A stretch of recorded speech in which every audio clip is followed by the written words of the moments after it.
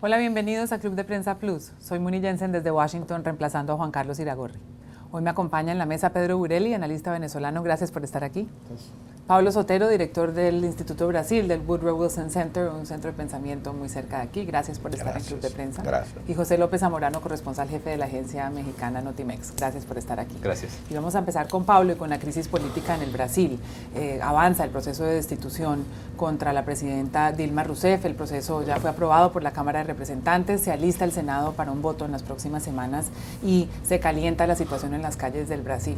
Ha habido unas protestas en varias ciudades del país, el bloqueo de autopistas, todo por parte de los defensores de Dilma Rousseff, quien ha dicho que esto se trata de una amenaza a la democracia y de un golpe de Estado en su contra. El caso es que Brasil está dividida, si bien 2/3 partes, como hemos hablado aquí en esta mesa, está a favor de la salida de Dilma, sí hay una resistencia por parte de un porcentaje de la población. Si el voto en el Senado se aprueba por mayoría simple, se retiraría Dilma Rousseff del poder por 6 meses, asumiría el vicepresidente y que pertenece al partido opositor Michel Temer. ¿Cómo sería un gobierno de Michel Temer? Creo que lo que sabemos en este momento es un gobierno de gente muy experiente.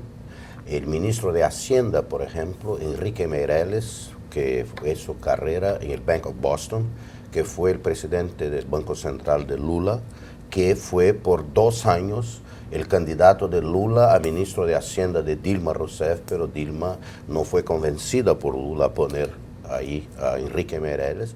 Finalmente, Enrique Meirelles, el vicepresidente de Brasil, como presidente interino, nombrará a Enrique Meirelles, que será muy bien recibido por los mercados, en el Ministerio de Planeamiento, de Planificación. Romero Jucá, un senador muy experiente que fue el relator del presupuesto, conoce mucho de esto. Será un ministerio de planificación reforzado. Tendremos también el senador José Serra de São Paulo, que fue por 2 veces candidato a la presidencia, que es uno de los políticos más competentes de Brasil, que acaba de proponer la flexibilización de todo lo que tiene que ver con el marco regulatorio del petróleo, del presal. Entonces, se va a empezar por ahí, que va a agregar al Ministerio de Relaciones Exteriores la responsabilidad sobre comercio exterior. Brasil está aislado, bajo Lula y Dilma, se aisló del mundo y creo que será la responsabilidad de Serra de conducir un tipo de abertura coordinada, gradual, bien pensada, y tiene asesores y consejeros muy competentes. Entonces creo que la gente se pondrá bastante confortable con lo que viene, y este gabinete creo que empezará por resolver un problema de credibilidad, de legitimidad que existe. Entonces es legitimidad por, digamos, por hechos, ¿no? Por cosas que interesan a la gente. Y ya hay bancos en Brasil proyectando un inicio de recuperación económica para el próximo año.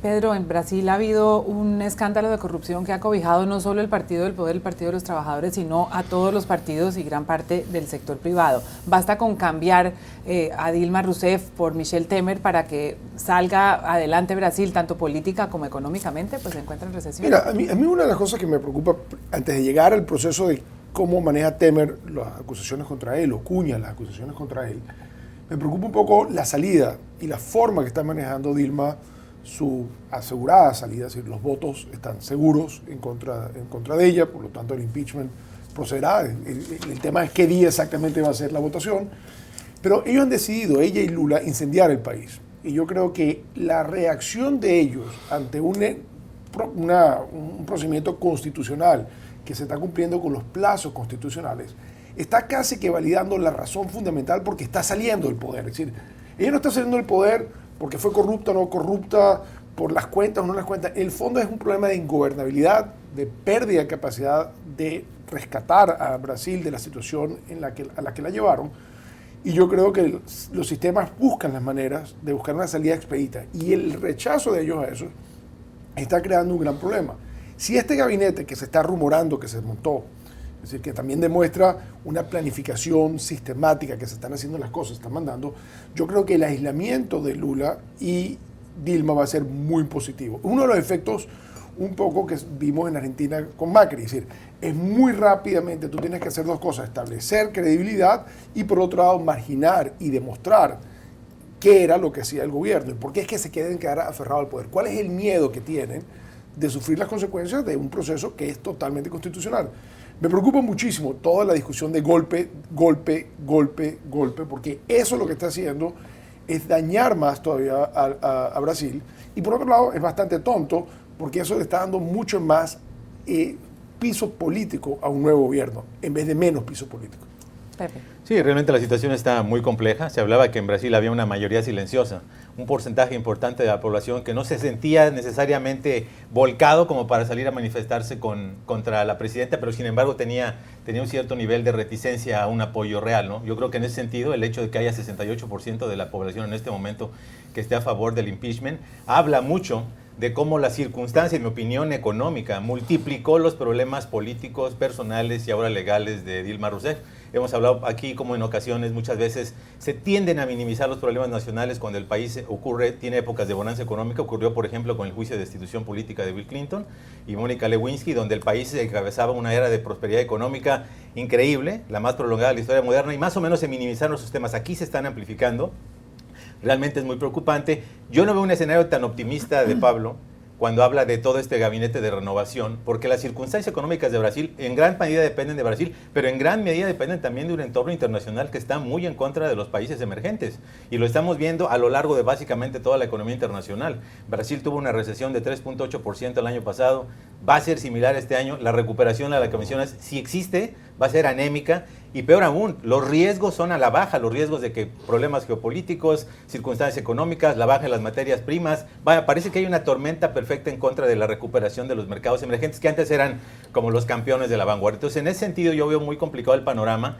Ojalá esta circunstancia que se está dando y se interprete como una buena voluntad realmente de sacar al país adelante y no como una confirmación de que efectivamente había una conspiración política, simplemente de experiencia política para sacar a Dilma del poder.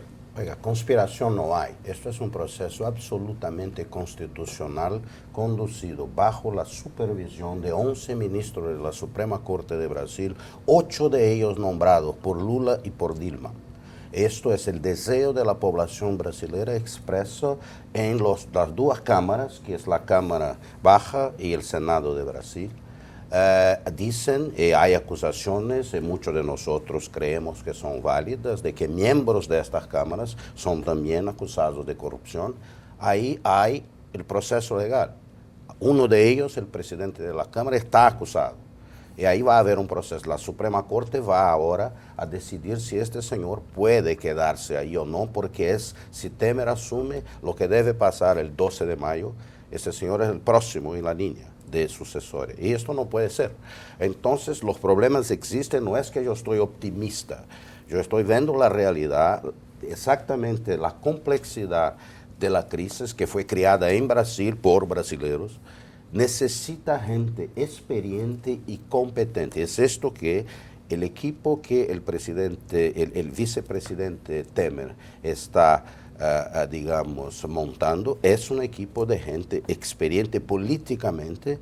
Alguien me decía hoy, pero Serra, que va a ser ministro, porque tiene un estilo un poco trator, ¿no? Es un personal muy fuerte. Yo dije, sí, es más o menos como senadores americanos tipo John Kerry, como Hillary Clinton, que son secretarios de Estado, que son personalidades muy fuertes, muy decididas.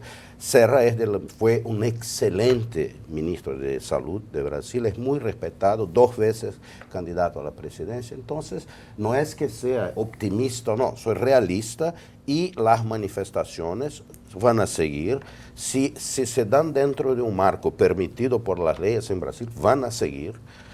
Son esperadas, que representan la expresión de voluntad, de opinión, de 20%. Yo creo que en la medida en que si el próximo gobierno interino no si afirma, esto se va a disminuir. Y, ojo, las investigaciones de Lava Jato siguen. mucha gente ligada al gobierno actual va a seguir siendo acusada formalmente de cosas muy feas, muy graves, y hay mismo la posibilidad de que la presidenta Dilma Rousseff sea acusada de obstrucción de justicia por el Procurador General de la República, entonces, el Fiscal General de la República. Entonces, esto es un proceso muy complejo, pero creo que se va a resolver dentro de un marco de debate de libertades civiles. Vamos a pasar a noticias de Venezuela. La oposición de ese país ha dado los primeros pasos para un referendo de revocatoria del mandato de Nicolás Maduro, mandato que, si continúa, se termina en el año 2019. Es un proceso contemplado por la Constitución, tiene varios pasos. El primero es la recolección de firmas del 1% de la población votante. Aproximadamente 200.000 firmas se requieren para dar inicio al proceso. Aparentemente ya se ha triplicado el número de firmas que ha recogido la oposición en este intento. El segundo paso, según entiendo, es que el 20% de la población votante debe firmar otra vez este revocatorio, 4 millones más o menos de venezolanos, y si eso prospera, se debe votar un voto popular que sea por un número mayor de las personas que votaron por Nicolás Maduro, es decir, más de 7,5 millones de venezolanos. Si esta es la salida democrática para digamos, revocar el mandato de Maduro, ¿por qué no se inició antes, Pedro Burel? Mira, yo creo que hubo una gran ilusión después de las elecciones parlamentarias de que la mayoría parlamentaria de la oposición iba a empezar un proceso de diálogo, un proceso de co-gobierno, cohabitación, cosa que yo siempre en este mismo programa puse en duda. Siempre decía que antes de las elecciones que el resultado electoral iba a ser mucho más favorable a la oposición de lo que la oposición creía, y que ese escenario el que iba a traer la menor gobernabilidad al país. Y eso es lo que estamos viendo. Tenemos un choque de trenes entre los poderes. Es irreconciliable, no hay posibilidad de diálogo. Y obviamente, después de pasar un cierto tiempo, la oposición se reunió y decidieron seguir los 3 canales constitucionales para forzar la salida. Es decir, obviamente rompiendo la posibilidad de un diálogo, porque cuando una mayoría en uno de los que controla uno de los poderes decide que su objetivo fundamental es revocar el mandato del otro a través de algún mecanismo, obviamente ya no hay margen. Si ya tú decidiste, yo no me voy a sentar contigo porque mi objetivo es sacarte a ti del poder.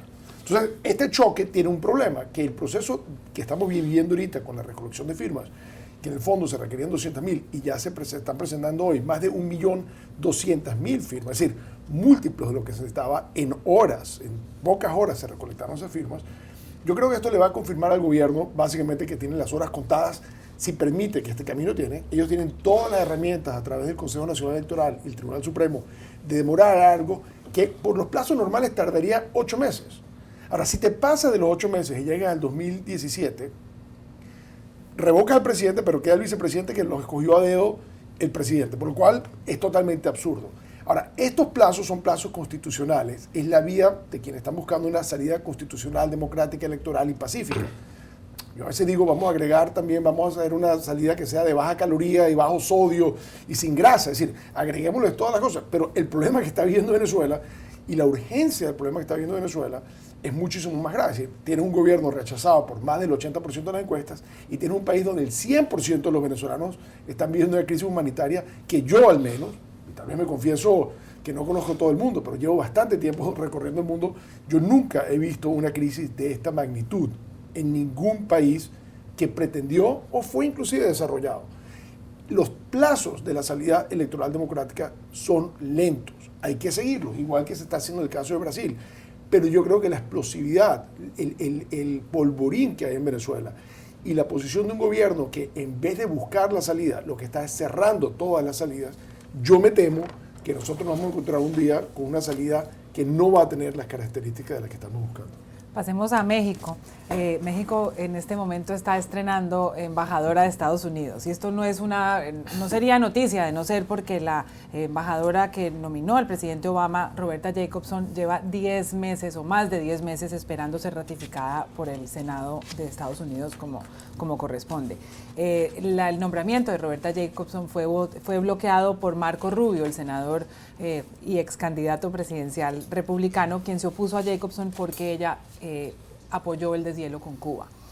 Marco Rubio, que es cubano-americano, decidió poner un veto a esta nominación. Y ese veto lo levantó en las últimas horas a cambio de que el Congreso de Estados Unidos prolongara por 3 años más las sanciones contra funcionarios del gobierno de Nicolás Maduro. Es una buena noticia para la relación bilateral, por lo menos tener embajador. En este momento también la Embajada de México está sufriendo cambios y hay un nuevo embajador mexicano en Estados Unidos. Sí, ¿Qué impacto puede tener en la relación? Claro, no, yo creo que es absolutamente positivo. Era injustificable que una relación tan importante entre dos países como la es Estados Unidos y México haya sido bloqueada por razones que no tienen absolutamente nada que ver por la relación bilateral. Son dos socios comerciales muy importantes. Se comercian $1 millón al minuto entre los dos países. Estamos hablando de un comercio de 530 mil millones de dólares. Hay 11.4 millones de mexicanos en Estados Unidos. México es además refugio de más de 1 millón de estadounidenses.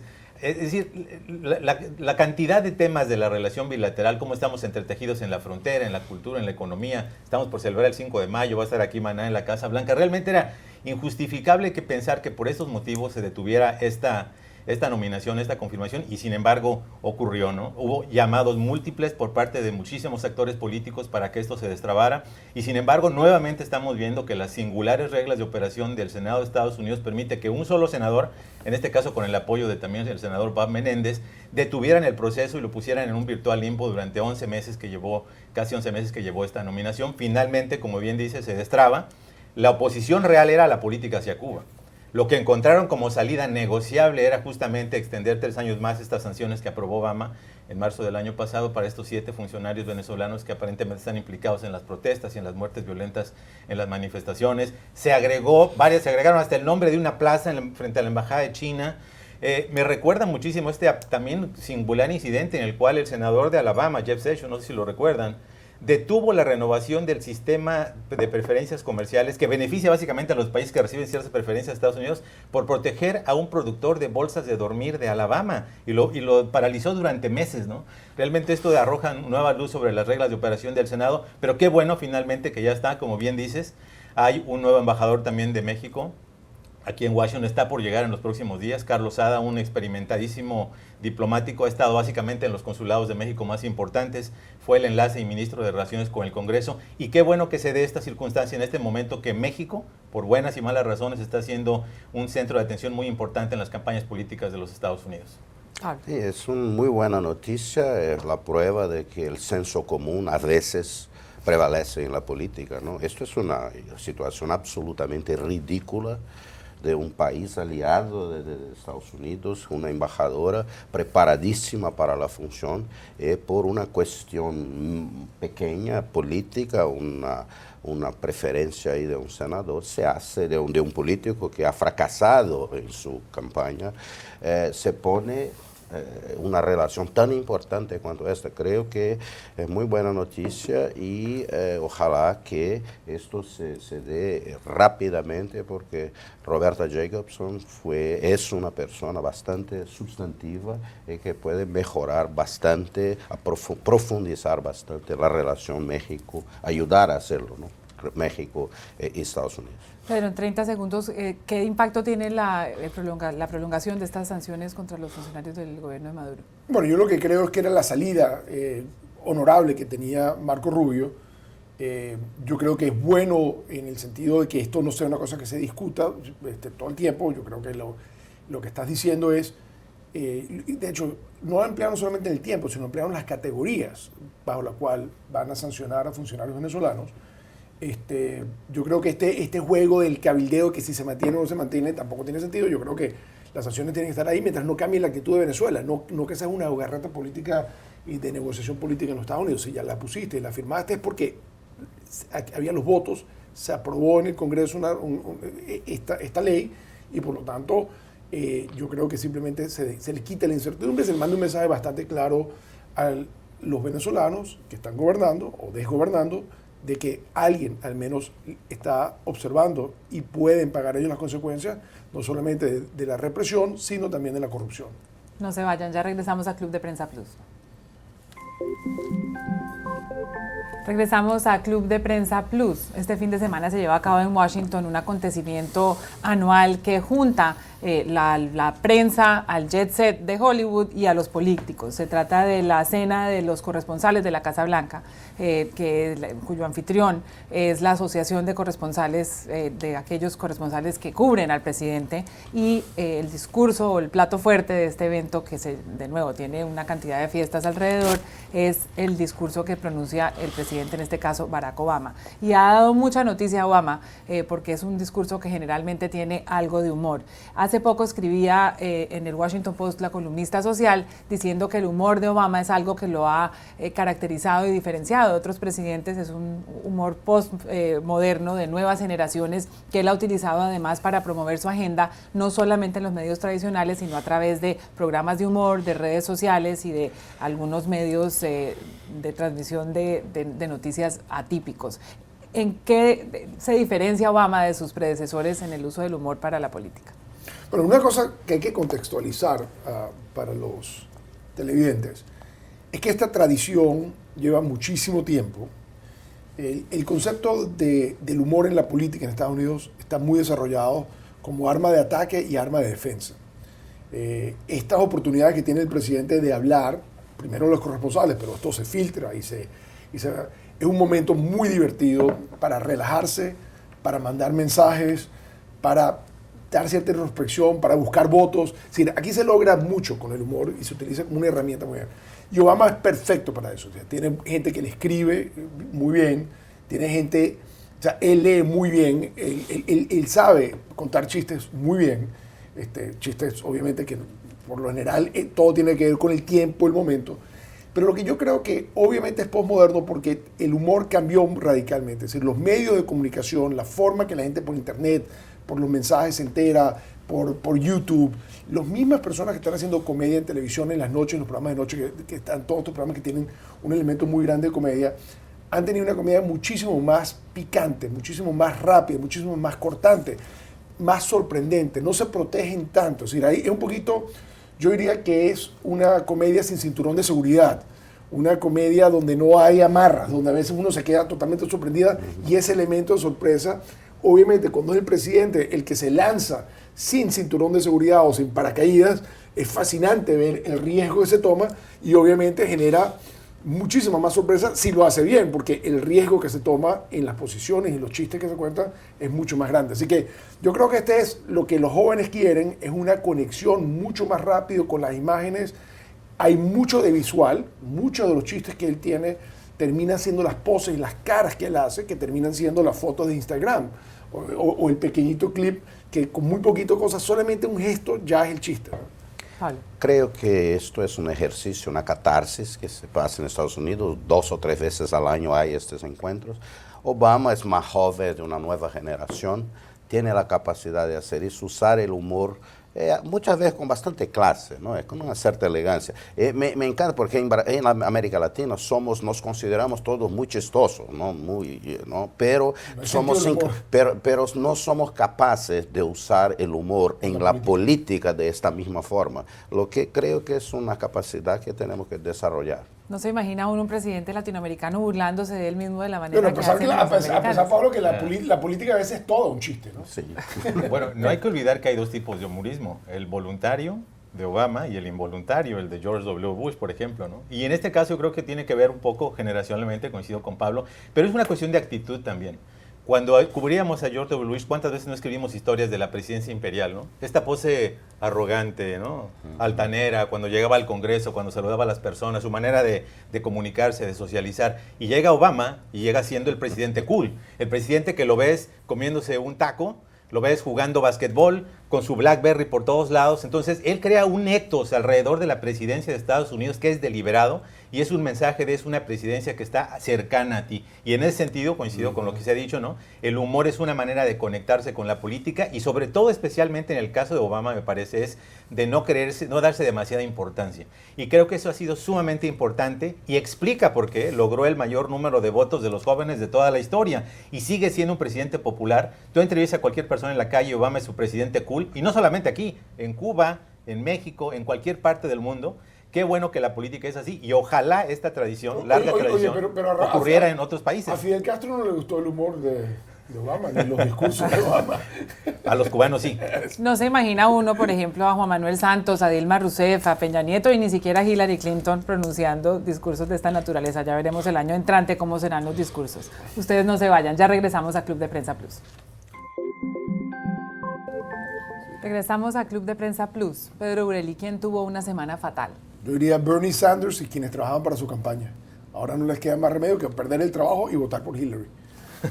Pablo Sotero. El senador Ted Cruz, republicano, que pierde creo que nunca tuvo posibilidades reales, pero esta semana está claro, no será el candidato. Hizo algo de traer la Carly Fiorina de candidata a vicepresidente, que fue otra cosa, un poco difícil de comprender, pero Ted Cruz, creo que su carrera, por lo menos por ahora, está en el Senado. Pepe López Zamorano. Creo que no fue una buena semana para el presidente de Venezuela, Nicolás Maduro, por segunda ocasión consecutiva. Con todo este proceso en busca de su defenestración, no solamente se conjuntaron las 197,000 firmas, sino rebasaron el 1,000,000, ¿no? Así que realmente fue un umbral importante. Nuevamente se renovaron las sanciones contra funcionarios de su gobierno y se ampliaron las categorías aquí en los Estados Unidos. Los trabajadores de la burocracia venezolana ya solo trabajan 48 horas a la semana. No son buenas noticias para el presidente de Venezuela. Gracias, Pedro Urelli, Pablo Sotero, José López Zamorano. Ustedes no se vayan. Al regreso, la entrevista que le hizo Juan Carlos Iragorri desde Bogotá al escritor colombiano Enrique Serrano. Estamos en Club de Prensa Plus en NTN 24. Hoy tenemos una entrevista muy especial. Transmitimos desde la sede del Colegio Mayor de Nuestra Señora del Rosario, la Universidad del Rosario, la más antigua en funcionamiento en Colombia. Estamos en Bogotá. Esta universidad fue fundada en 1653. Y en Bogotá tiene lugar también aquí la Feria Internacional del Libro.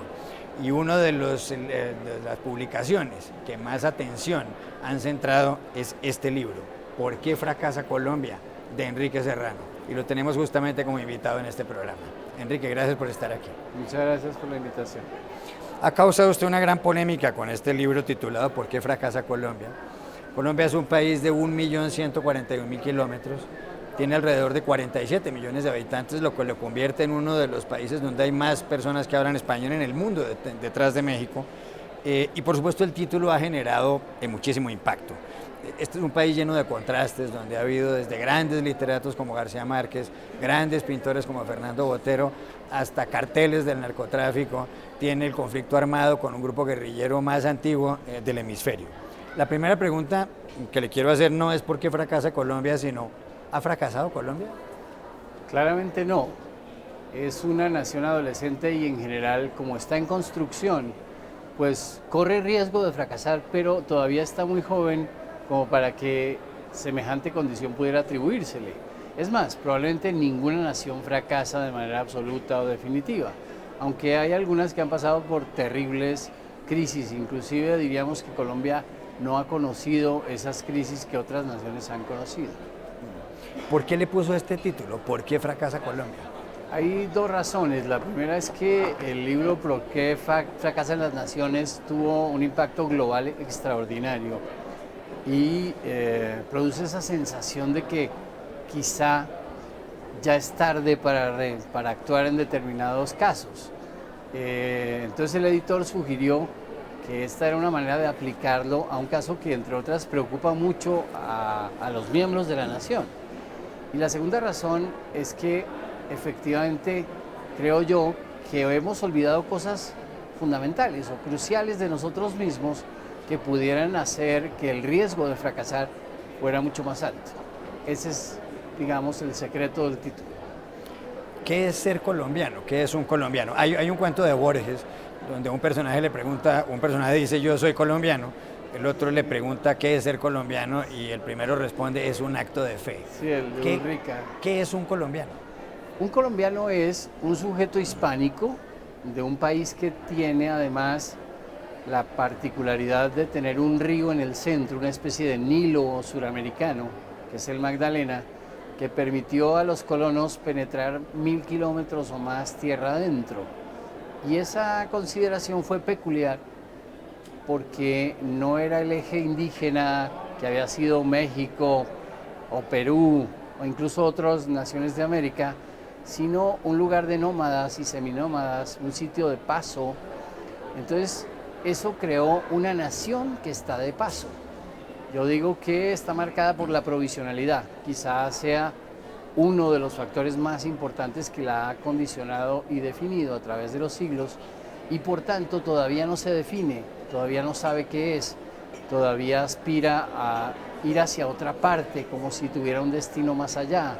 Es decir, es una nación joven, pero sin duda en muchos aspectos descolocada y confusa para sí misma y para los extranjeros.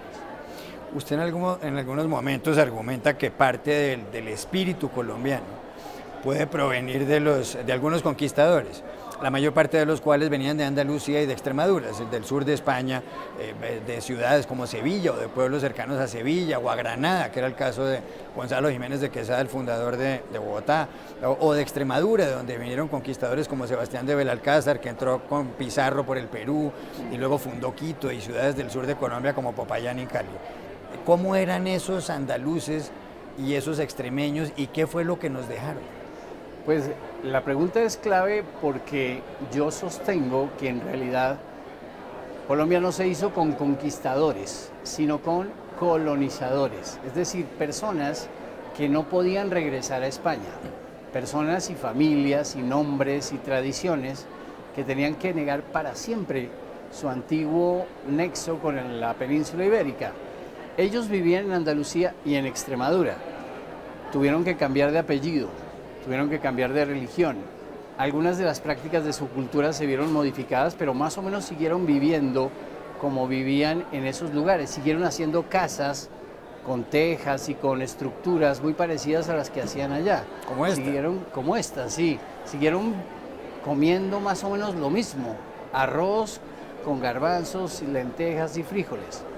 Siguieron teniendo una estructura de pancoger, economía de pancoger, buscándose la vida en un lugar y en otro, y tenían conocimiento suficiente como para preferir los climas medios a los climas extremos, ni muy frío, ni muy caliente, al margen de las pestes y de las endemias de las tierras tropicales, y que por eso pudieron tener familias relativamente grandes y prósperas, pero viviendo no en la oscuridad, pero sí en una especie de retiro. Entonces Colombia sería una nación, quizá con el occidente de Venezuela y con Costa Rica, una especie de nación de montañeros, de arrieros, de buscadores de destino, que tenían familias grandes, pero que no quisieron figurar ni en la riqueza de México ni en la riqueza peruana, que no querían salir en los grandes ejes de noticia y desarrollo del Imperio Español, y que al claudicar y sucumbir el Imperio Español se quedaron aquí tratando de definir un destino y resultaron a la postre, como usted bien lo dice, la segunda nación más poblada de la hispanidad, lo cual es suficiente como para tener la necesidad de encontrarse a sí mismo y saber qué es un colombiano hoy, qué hereda del pasado y qué posibilidades tiene de futuro. ¿Y eso temperamentalmente qué dejó? ¿Qué dejó en los colombianos? ¿Son, qué sé yo, o mentirosos, o astutos, o avivatos, o sinceros, o trabajadores? Pues la verdad es que, aunque la generalización sea peligrosa, no podríamos hablar si no generalizáramos, la verdad es que la cultura central de esos individuos, como es provisional, es la cultura de la astucia, defenderse de las circunstancias, arreglárselas, como dice David Bushnell en su libro Colombia, una nación a pesar de sí misma. Aprovechando esas metáforas, la recursividad del individuo colombiano es extraordinaria. Su capacidad de adaptación es inmensa. Sus recursos para reconocerse e integrarse con otros ambientes han sido en la mayor parte de los casos exitosos. Pero para construir una nación con grandes consensos, con grandes decisiones, para apostar a largo plazo por ese grupo tan impreciso, ha sido más bien una nación incoherente e incongruente. Y por eso ya sería hora de que encontrara las vertientes a través de las cuales pudiera tomar las grandes decisiones del futuro que toda nación debe tomar. La mayor parte de los colombianos son mestizos, es decir, la mezcla del conquistador español o de los españoles que llegaron aquí y los indígenas, y aquí había indígenas como los caribes o como los muiscas, como los quimbayas. ¿Qué tienen los colombianos hoy del temperamento indígena? Pues yo digo que la primera distinción que es crucial hacer, como entre conquistadores y colonizadores, es entre mestizaje racial y mestizaje cultural. El mestizaje racial es innegable y por supuesto los elementos indígenas y africanos son constitutivos de la nación colombiana de manera imposible de subvertir o de recusar. Pero en cambio culturalmente los aspectos de la etnia, los aspectos que tienen que ver con los valores, la lengua, la religión, las costumbres, hay poca mezcla con el ideario indígena, con las lenguas indígenas, con los valores indígenas, poca mezcla. Y aunque efectivamente constituyen minorías importantísimas en la nación contemporánea, se deja sin explicar esa nación que es la mayoría. Por explicar las minorías, dejamos escamoteada la mayoría. ¿Cómo es la mayoría? Es una forma de hispanidad un poco imprecisa, andalusí, recusada, que, como decíamos ahora, intenta arreglárselas, pasar matones del día de hoy para ver qué hace mañana, o que tiene debilidades para planear a largo plazo, que entre otras está acostumbrada a un clima relativamente benigno. Incluso dentro del marco americano no nos tocan ni los huracanes, ni los desastres que le tocan a Centroamérica o al sur de Norteamérica. Tenemos poca cultura de la previsión y en alguna forma nos sentimos satisfechos e incluso orgullosos de esa manera de ser, que no promete a largo plazo más que una especie de mediocridad bien administrada, una medianía aceptable, y que precisamente... Es decir, que es un país de mediocres en términos generales. De mediocres bueno, usted ha dicho que Colombia es un país con vocación mediocre. Con vocación mediocre. Quizá en términos individuales haya que matizar que hay gente extraordinaria, claro, y que muchos podrían tener la potencia para ser geniales o por lo menos muy destacables. Y lo han sido algunos. Y lo han sido, efectivamente. Pero en el conjunto, miradas las cosas, digamos, en comparación, no sé, con Argentina, con México, con Chile, otras naciones han mostrado más coherencia que la nación colombiana.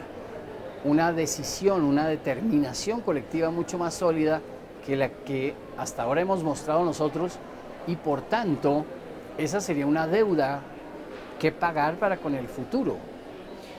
¿Qué diferencia había entre los indígenas originarios de los que estaban en lo que es el actual territorio colombiano, con los incas en el Perú y en Bolivia y en Ecuador, y los mayas y los aztecas en México y en países de Centroamérica? Porque sin duda los mayas, los aztecas y los incas eran más avanzados y más importantes que los chibchas o los caribes.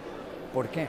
La diferencia es que ellos tenían un mando centralizado y una cultura militar que imponía a las tribus subsidiarias o tributarias unas obligaciones muy fuertes, perentorias, brutales. En cambio, el mundo chibcha, incluso el mundo caribe, el mundo, digamos, de los arawak, etcétera, nunca derivó en una unidad política constituida, sino que eran grupos que se peleaban entre ellos y además seminómadas. Iban del clima medio al clima frío, a veces al clima cálido, nunca tenían un programa definido, y cuando llegaron los europeos, pues les hicieron campo, por decirlo así, les abrieron la posibilidad de integrarse y se produjo una integración relativamente rápida, incluso más rápida que la de otras naciones americanas. Por tanto, ese problema no fue para estos colonos fundamental. Se mezclaron racialmente porque durante largo tiempo los entes de migrantes, de estos cristianos nuevos migrantes, eran endogámicos. Eso explica, por ejemplo, la fuerte endogamia de Antioquia o de Santander o quizá algunas zonas del Valle del Cauca o del Cauca, que duró hasta el siglo XX prácticamente. Pero otros grupos, en cambio, eran incluso muy mestizos y pudieron convivir en condición de relativa paz. Por eso, uno de los mitos que yo quiero derribar, si es que puedo, porque requiere demostración, es que Colombia no ha sido primordialmente una nación violenta.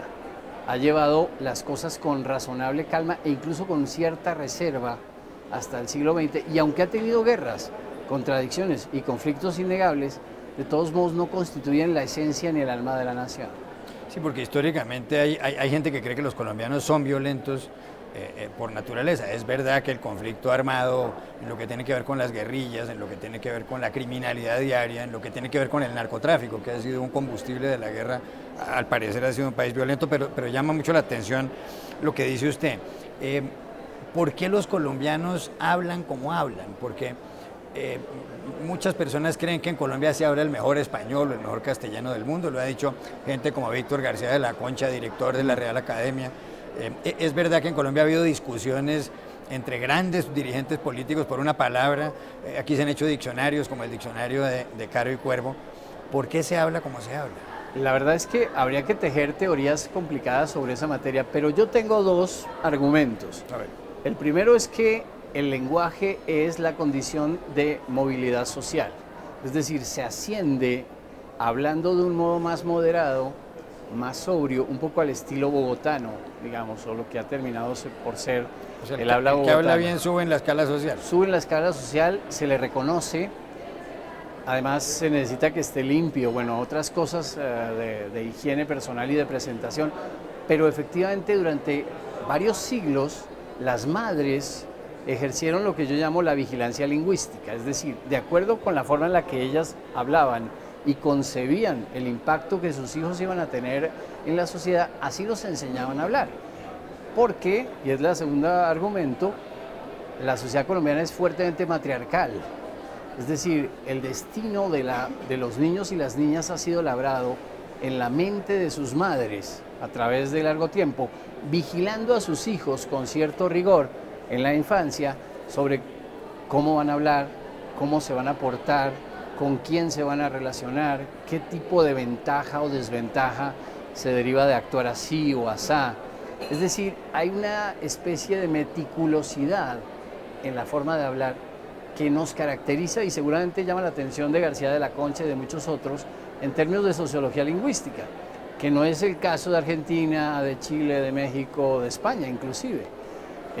Y eso nos volvió famosos dentro del habla hispana. Por ejemplo, él lo decía muy claramente, para los extranjeros es mejor que les enseñe las primeras letras en español un profesor colombiano. Es más moderado, es más pausado, tiene más paciencia, es más sobrio, usa más la lengua estándar que las jergas regionales o particulares. ¿No son los colombianos intolerantes? Si a un italiano alguien se le burla o lo asocia con la mafia, de donde sea, siciliana o qué sé yo, se lo toma como un poco más deportivamente.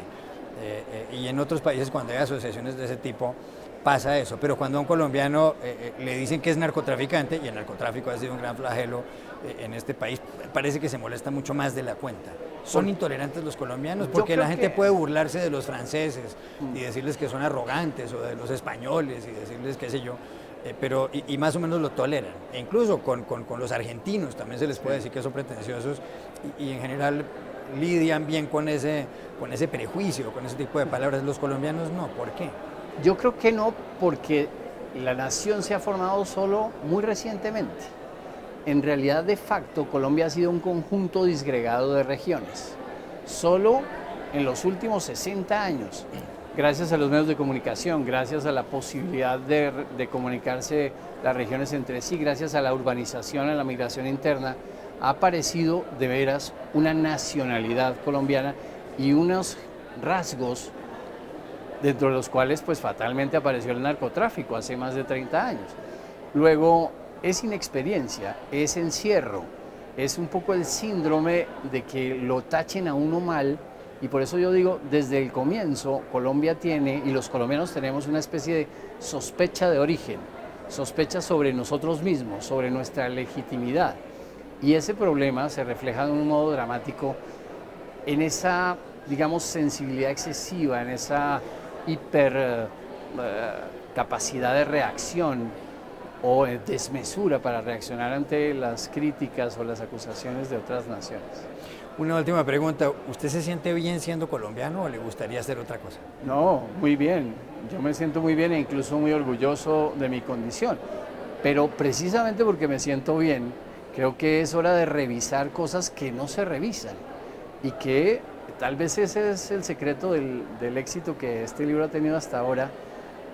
Es necesario que todos lo hagamos o que muchos lo hagamos y que se haga además no solo en las instancias decisivas de la nación, en el orden político, sino también en las esferas culturales, en el campo del arte, en el campo de los medios, en el campo, digamos, del deporte, porque hay otras naciones más sólidas que nosotros, más consolidadas, más firmes. ¿Por qué no aprender a compararse con ellas para ver qué tenemos de bueno o de malo, qué nos falta, qué labores o qué tareas habría que hacer, etcétera? Aquí está pues, ¿por qué fracasa Colombia? De Enrique Serrano. Gracias por haber estado aquí. Muchas gracias. Ya ustedes, hasta la próxima.